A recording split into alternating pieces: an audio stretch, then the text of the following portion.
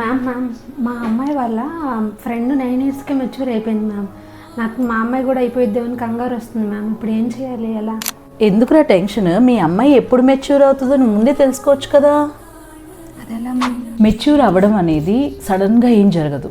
Puberty changes కొన్ని మనకి ముందే తెలుస్తాయి. ఈ మెచ్యూర్ అవ్వడానికి ఒక సీక్వెన్స్ ఉంటుంది. ఈ బాడీలో ఏ సీక్వెన్స్ ఏంటో అని ముందు తెలుసుకోవడానికి టానర్ స్టేజింగ్ అనేది మీరు అర్థం చేసుకోవాలి. ఈ స్టేజింగ్లో ఫస్ట్ది థీలార్క్ అంటే బ్రెస్ట్ బడ్స్ అనేది డెవలప్ అవ్వడం. సెకండ్ది ప్యూబార్క్ అంటాం.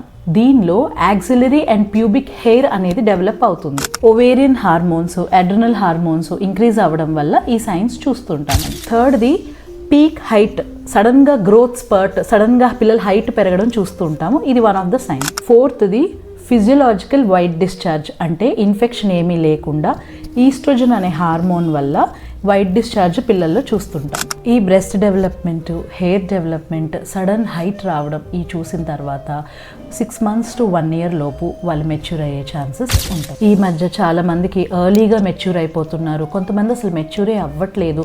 మెచ్యూర్ అయినా పీరియడ్ సరిగ్గా రావట్లేదు. సో ఇలాంటి ఇష్యూస్కి ఎలా డీల్ చేయాలి అనే దానికి నన్ను ఫాలో చేయండి. ఇంకేంటి ఆలోచిస్తున్నారు? మీ పిల్లల్లో ఇలాంటి సైన్స్ ఏమన్నా ఉన్నాయా అని గమనించండి.